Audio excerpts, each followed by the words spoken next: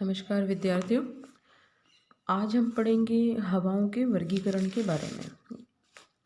धरातल पर वायुदाब की भिन्नता के कारण हवाओं का आविर्भाव होता है, परंतु धरातल पर चलने वाली ये हवाएं जो हैं वह सभी जगह एक जैसी नहीं होती हैं। समय, स्थान और प्रकृति के अनुसार ये हवाएं जो हैं वह भिन्न भिन्न होती हैं। अतः धरातल पर चलने वाली जो हवाएं हैं उनको मुख्य रूप से या बड़े रूप से दो भागों में विभाजित किया जाता है।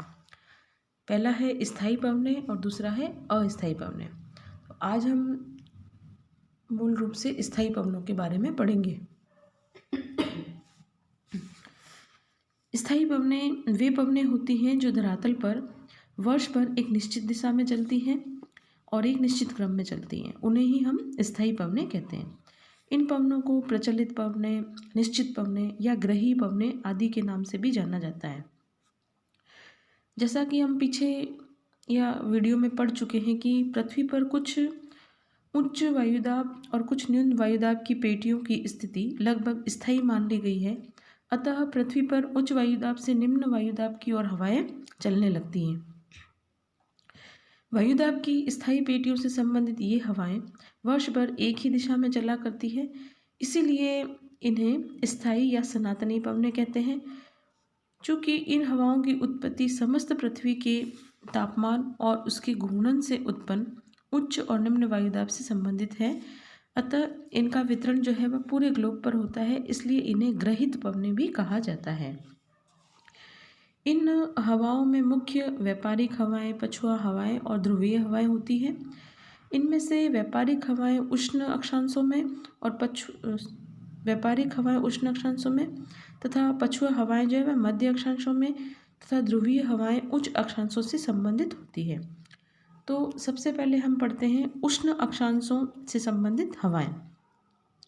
इसके अंतर्गत डोलड्रम से संबंधित तथा व्यापारिक हवाओं दोनों का वर्णन आता है। तो सबसे पहले हम पढ़ते हैं डोलड्रम और उससे संबंधित हवाएं। भूमध्य रेखा के आसपास सूर्य हमेशा लंबवत चमकता है, जिससे वहाँ का तापमान जो है वह साल भर ऊंचा बना रहता है और ऊंचा तापमान होने के कारण ही यहाँ से जो हवाएं हैं वो गर्म और हल्की होकर ऊपर उठने लगती है। इसके अलावा यहाँ सदैव अपेक्षाकृत शीतल व्यापारिक हवाएं आकर जमा हो जाती हैं, जो यहाँ की गर्म हवाओं को ऊपर उठने को प्रेरित करती हैं। अतः इस भाग में संवहन की क्रिया तथा व्यापारिक हवाओं के जमाव के कारण वायु का प्रवाह जो है वह धरातल के अनुसार न होकर के धरातल के ऊपर की ओर होता है, यानी यहाँ से हवाएं जो है वह गर्म और हल्की होकर ऊपर उठ जाती हैं। फिर है परिणाम स्वरूप इस क्षेत्र में भूमध्य रेखा के दोनों ओर 5 डिग्री अक्षांशों के मध्य एक निम्न वायुदाब की पेटी स्थापित हो जाती है। इस पेटी में वायुदाब के ढाल का सर्वथा अभाव पाया जाता है। अतः स्थायी और धरातलीय हवाओं का प्रवाह बहुत ही क्षीण होता है। यहाँ हवाएं शांत होती है, इसलिए वायु की इस शांत पेटी को डोलड्रम या विषुवत रेखीय शांत पेटी कहा जाता है। विषुवत रेखीय शांत पेटी या डोलड्रम जो है वह विषुवत रेखा के चारों ओर एक क्रमबद्ध रूप में मेखला के रूप में नहीं पाई जाती है। इसकी स्थिति और विस्तार में ऋतुओं के अनुसार परिवर्तन भी होता है। सूर्य के उत्तरायण और दक्षिणायन होने पर इसकी स्थिति बदल जाती है। कभी कभी ये कई स्थानों पर विषुवत रेखा से 10 डिग्री तक फैली हुई पाई जाती है, परंतु कई अन्य स्थानों पर विशेषकर मानसूनी खंडों में यह पूरी तरह छुप जाती है। तो अंध महासागर के ऊपर जुलाई महीने में 3 डिग्री से 11 डिग्री के बीच तथा जनवरी में 0 डिग्री से 3 डिग्री अक्षांश के बीच ही फैली रहती है, परंतु उसका विस्तार जो है वह मुख्य रूप से 5 डिग्री उत्तर से 5 डिग्री दक्षिण अक्षांश के बीच ही देखा जाता है। इनमें फ्लोन महोदय जो है उनके अनुसार 200 देशांतरों तक इसका विस्तार पाया जाता है और इसकी औसत ऊंचाई जो है वह 320 से 480 किलोमीटर है। भूमध्य रेखा के सहारे इस डोलड्रम के 3 क्षेत्र पाए जाते हैं। पहला है हिंद प्रशांत डोलड्रम, जिसका विस्तार अफ्रीका के पूर्वी छोर से प्रशांत महासागर में 180 डिग्री देशांतर तक है। डोलड्रम की यह मेखला विषुवत रेखा के 1/3 भाग को घेरती है। दूसरा है भूमध्य रेखीय अफ्रीका के पश्चिमी किनारे का डोलड्रम तथा तीसरा है भूमध्य रेखा मध्य अमेरिका के पश्चिमी किनारे का डोलड्रम। इस क्षेत्र में हवाएं बहुत ही हल्की होती हैं, धीमी चलने लगती है, साथ ही सभी दिशाओं में समान गति से आती हैं। व्यापारिक हवाएं यहाँ एकत्रित होकर मध्याह्न के समय वायु संवहन के रूप में ऊपर उठती हैं। इस कारण इस शांत पेटी में कभी कभी तूफान भी आते हैं, कभी बिजली भी चमकती है और कभी भारी वर्षा भी होती है। साधारणतः यहाँ का मौसम बड़ा अच्छा होता है। हवा से खेए जाने वाले जहाज हमेशा इस प्रदेश में बचकर निकलने की चेष्टा करते हैं, क्योंकि यदि कोई जहाज हवाओं की इस शांत पेटी में फंस जाए तो बहुत दिनों तक उससे निकलना कठिन हो जाता है। डोलड्रम में सामान्यतः हवाएं हल्की चलती है, जो पश्चिम से पूर्व की ओर चलती है। फ्लोन महोदय ने इसे विषुवत रेखीय पछुआ हवाओं का नाम दिया है। दक्षिणी पश्चिमी मानसून हवाएं विषुवत रेखीय पछुआ हवाएं ही होती हैं। जहाँ कहीं भी व्यापारिक हवाएं इन हवाओं से मिलती हैं, वहाँ आधुनिक वायु राशि भाषा में उन स्थानों को उत्तरी गोलार्ध में उत्तरी अंतरा अयनवर्तीय समवाय और दक्षिणी गोलार्ध में दक्षिणी अंतरा अयनवर्तीय समवाय कहा जाता है। दूसरी जो उष्ण अक्षांश से संबंधित पवन है वह है व्यापारिक पवन। व्यापारिक पवन प्रत्येक गोलार्ध में अयनवर्ती उच्च वायुदाब से विषुवत रेखीय न्यून वायुदाब की ओर चलने वाली हवाओं को व्यापारिक पवनें कहा जाता है। ये हवाएं 30 डिग्री या 35 डिग्री से 5 डिग्री या 10 डिग्री अक्षांशों के बीच पाई जाती है। ये स्थायी और निरंतर चलने वाली हवाएं हैं। इन हवाओं की गति की निश्चित एकरूपता इनकी विशेषता है और प्राचीन काल में इस कारण इन हवाओं के द्वारा जहाज और नावें चलाने और व्यापार में बड़ी सहायता मिली है। इसीलिए इसे व्यापारिक हवाएं कहा जाता है। उत्तरी गोलार्ध में ये हवाएं फेरेल के नियम के अनुसार दाईं ओर और बाईं मुड़ जाती है। इस कारण ये उत्तर की अपेक्षा उत्तर पूर्व में चलने लगती है। अतः उत्तरी गोलार्ध में इनको उत्तर पूर्वी व्यापारिक हवाएं कहते हैं और दक्षिणी गोलार्ध में इनको दक्षिण पूर्वी व्यापारिक हवाएं कहते हैं। उत्तरी पूर्वी और दक्षिण पूर्वी व्यापारिक हवाएं जो हैं वह दोनों पृथ्वी के जलखंड का लगभग 30.6% भाग घेरे हुए रहती है। जब ये हवाएं महाद्वीपों के ऊपर और उनकी पास में से होकर चलती है तो उनकी दिशा और गति में अंतर हो जाता है। समुद्रों पर इनकी प्रवाह गति बड़ी निश्चित होती है। अधिकतर इनकी प्रवाह गति 16 से 24 किलोमीटर प्रति घंटा होती है। दक्षिणी अंध महासागर इन हवाओं के चलने का केंद्र होता है। वहाँ ये हवाएं साल भर अबाध रूप से दिन रात और अपनी एक निश्चित दिशा और गति से चलती है। समुद्रों की अपेक्षा स्थल खंडों के ऊपर हवाएं कम चुस्त होती है और जाड़े की ऋतु में इनका रूप बड़ा निश्चित हो जाता है और गति भी तीव्र हो जाती है। ग्रीष्म ऋतु में चूंकि अयनवर्ती उच्च दाब की पेटी महाद्वीपों के अत्यधिक गर्म हो जाने से टूट जाती है, इसलिए इस मौसम में व्यापारिक हवाओं की पेटी जो है वह छिन्न भिन्न हो जाती है और इनका प्रभाव भी कम हो जाता है। जाड़े की ऋतु में इसके विपरीत महाद्वीपों से चलने वाली मानसूनी हवाएं व्यापारिक हवाओं को गतिशील और मजबूत बना देती है। भूमध्य रेखीय भागों को छोड़कर व्यापारिक हवाओं के प्रदेश में बहुत ही उम्दा और स्वच्छ मौसम रहता है। कभी कभी यहाँ पर तूफान जरूर आ जाता है। व्यापारिक हवाओं से संबंधित सबसे भयंकर तूफान जो है वह हरिकेन होते हैं, जो ग्रीष्म ऋतु के अंत में और जाड़े के प्रारंभ में शांत हवाओं की पेटी में पश्चिमी किनारे की समुद्र से आते हैं। दूसरा है मध्य अक्षांशों से संबंधित हवाएं। इसके अंतर्गत अश्व अक्षांशों से संबंधित तथा पछुआ हवाओं का वर्णन मिलता है। सबसे पहले है अश्व अक्षांश और उससे संबंधित हवाएं। भूमध्य रेखीय भागों में जैसा कि हम जानते हैं साल भर ऊंचा तापमान बना रहता है, जिसके फलस्वरूप यहाँ की हवाएं गर्म होकर ऊपर उठती हैं, फैलती हैं और ठंडी हो जाती हैं।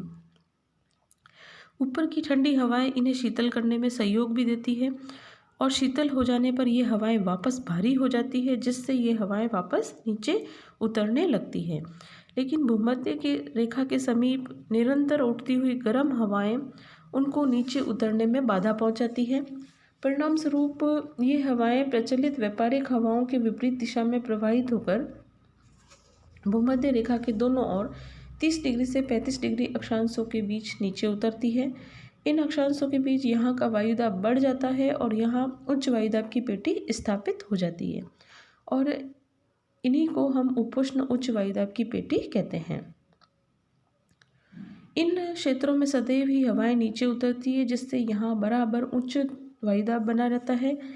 इससे यहाँ प्रतिचक्रवाती दशाएं स्थापित हो जाती है और फलस्वरूप वायुमंडल में स्थिरता आ जाती है। यहाँ वायुमंडल का ढाल मंद बना रहता है, जिससे यहाँ चलने वाली स्थायी हवाएं जो है वह बिल्कुल शांत रहती है। पवन का संचार भी यहाँ पर कम होता है और जो कुछ पवन संचार होता है वह प्राय हर दिशा में होता है। पवनों के अभाव में इन अक्षांशों में भारी नावों और जहाज़ों को खेना बड़ा कठिन होता है। इसीलिए प्राचीन काल में जब घोड़ों के व्यापारी घोड़े को लदकर जहाज से जब इन अक्षांशों में फंस गए तो उन्होंने बोझ हल्का करने के लिए घोड़ों को समुद्र में फेंक दिया था। इसीलिए इन अक्षांशों का नाम अश्व अक्षांश पड़ गया। पवनों के अभाव के कारण ये शांत रहते हैं, इसलिए इन क्षेत्रों को उपोष्ण शांत पेटी कहते हैं।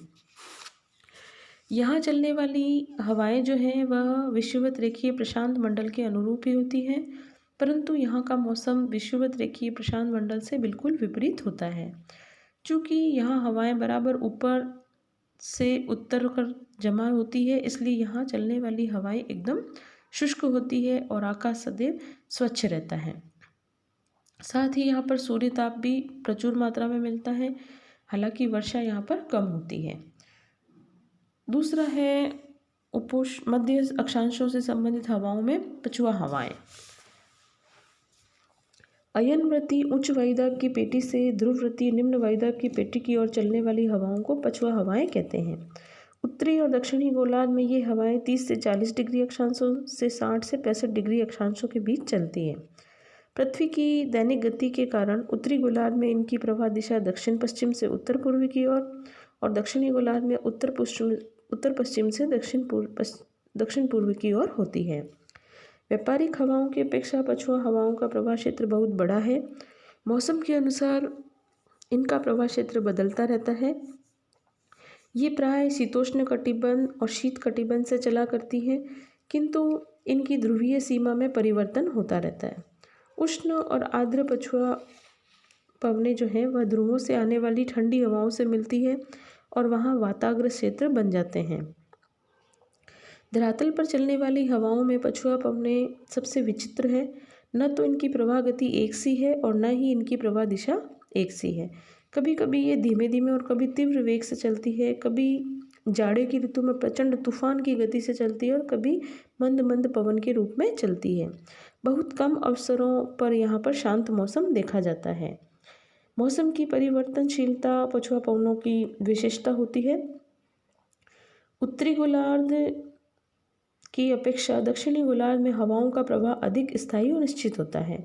दक्षिणी गोलार्ध में 40 से 60 डिग्री अक्षांशों के बीच स्थल खंडों के प्रवाह से पछुआ हवाओं के मार्ग में कोई रुकावट नहीं होती। इन अक्षांशों के बीच फैले समुद्रों पर हवाएं ग्रीष्म और जाड़े की ऋतु में समान रूप से प्रचंड गति से चलती हैं। इनकी प्रचंडता के कारण ही इन्हें 40 से 50 डिग्री ऋतु में समान रूप में गरजती चालीसा और 50 डिग्री अक्षांश के समीप भयंकर पचासा और 60 डिग्री अक्षांश के बीच चीखती साठा के नाम से जाना जाता है। पछुआ हवाओं में जहाज़ों को खेना बड़ा कठिन होता है, क्योंकि ये हवाएं बड़ी तूफ़ानी और परिवर्तनशील होती हैं। पछुआ हवाएं चूँकि गर्म अक्षांशों से ठंडे अक्षांशों के बीच चलती है, अतः मार्ग में अपने साथ काफ़ी नमी भी लाती है और साथ ही ठंड पाकर वर्षा भी कर देती है। इसलिए यहाँ पर साल भर वर्षा होती रहती है। फिर है ध्रुवीय पवनें। ध्रुवीय उच्च वायुदाब से ध्रुववृत्तीय निम्न वायुदाब की ओर चलने वाली पवनों को ध्रुवीय पवनें कहते हैं। ये ध्रुवों से 70 डिग्री से 80 डिग्री अक्षांशों के तक चला करती है। ये प्राय निश्चित अक्षांश में ही चलती है, परंतु इनका प्रवाह सूर्य की प्रत्यक्ष गति के बराबर संबंध बनाए रखता है। जब सूर्य उत्तरी गोलार्ध में चमकता है तो इनका क्षेत्र उत्तर की ओर खिसक जाता है और जब दक्षिणी गोलार्ध में चलता है तो इनका क्षेत्र दक्षिण की ओर खिसक जाता है। उत्तरी गोलार्ध में इनकी दिशा उत्तरी पूर्वी और दक्षिणी गोलार्ध में दक्षिण पूर्वी होती है। ध्रुव से आने वाली पवनें बहुत ही ठंडी होती हैं और बड़े वेग से चलती हैं। उत्तरी गोलार्ध में चलने वाली नॉर्'ईस्टर नामक पवनें बड़ी प्रचंड गति से चलती हैं।